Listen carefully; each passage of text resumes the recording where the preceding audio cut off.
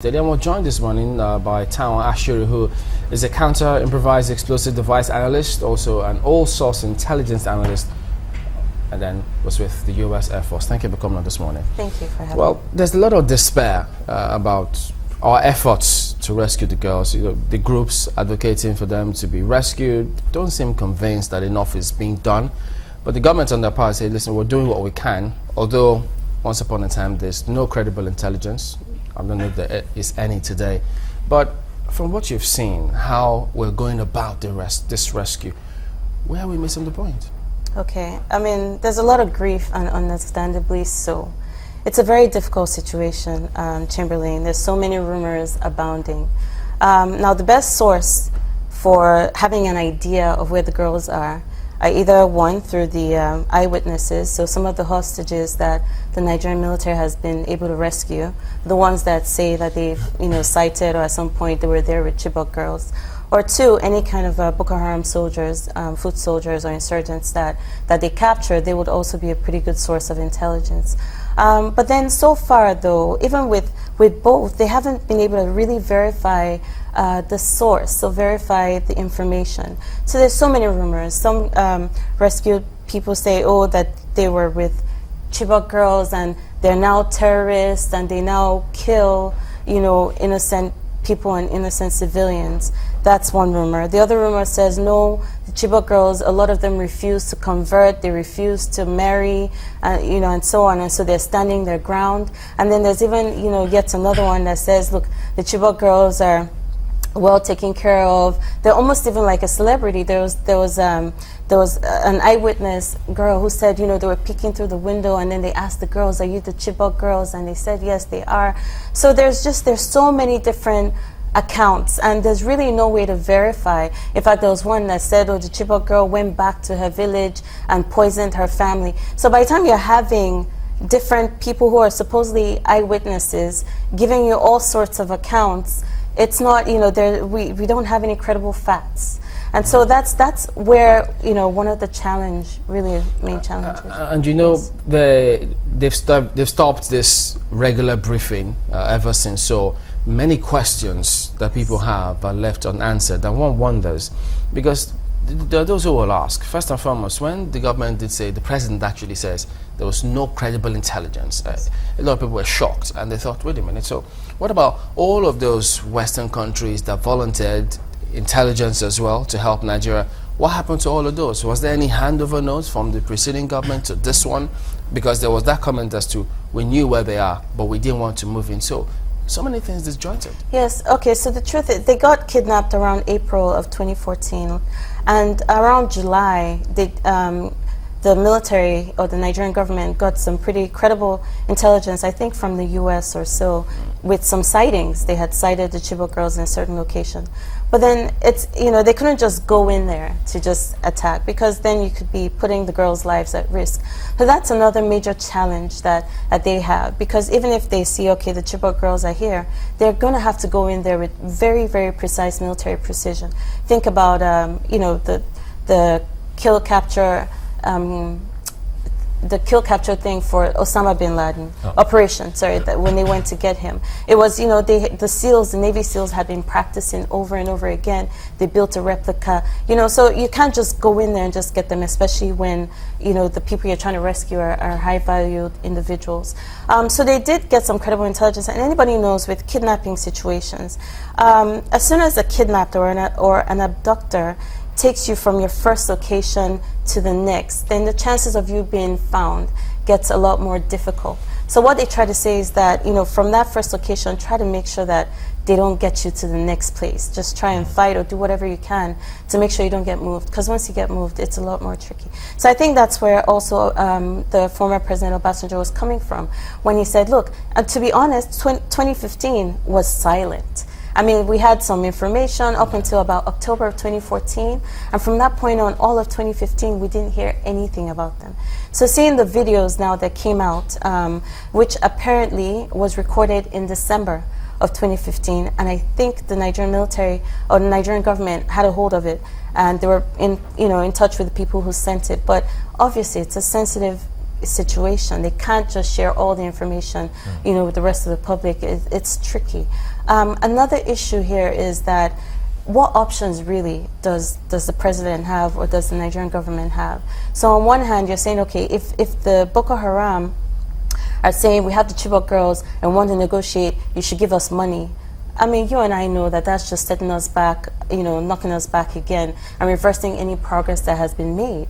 Because if you give them money, what happens next? They're able to recoup, they're able to buy, new weapons and then fight again. So that option is not ideal.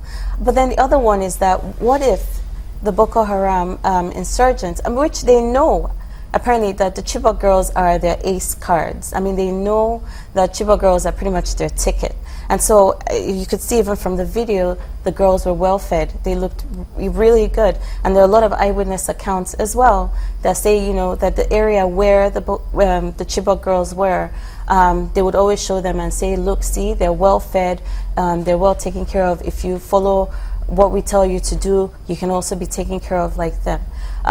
So then you're like, is Boko Haram going to say, all right, here are the Chibok girls, and we want to surrender, but if we give them to you, then you have to protect us and make sure that you don't penalize us and so on.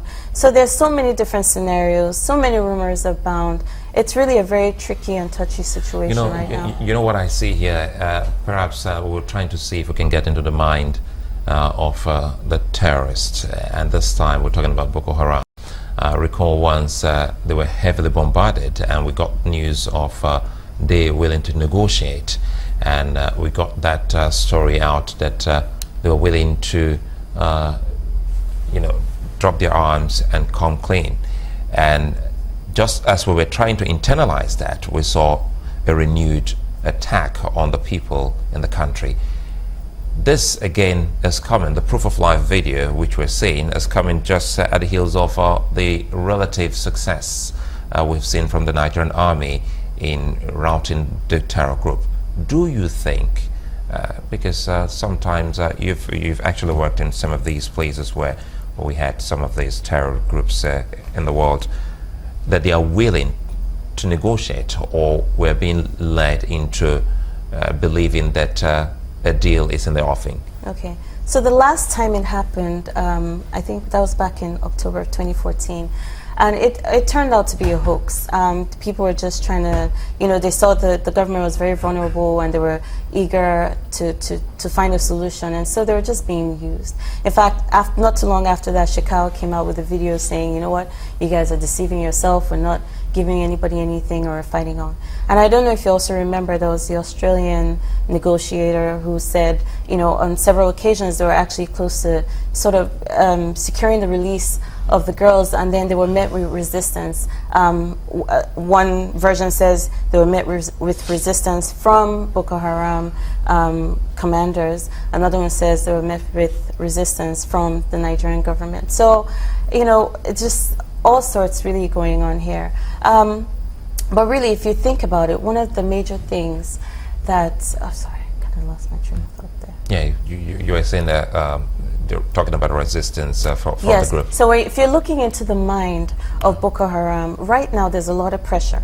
The Nigerian military has put a lot of pressure on them. Logistics are getting harder. They're routing them out of these different places. So if they may be thinking, what, things are getting tight right now, but we still have our ace card, which are these Chibok girls. And maybe if we can show them that the girls are okay and alive, then we can come to some kind of agreement or some safe plan. The other thing about it is that not that one is pessimistic, but there are people who, when they ask themselves, can these girls be rescued, they just say an outright no.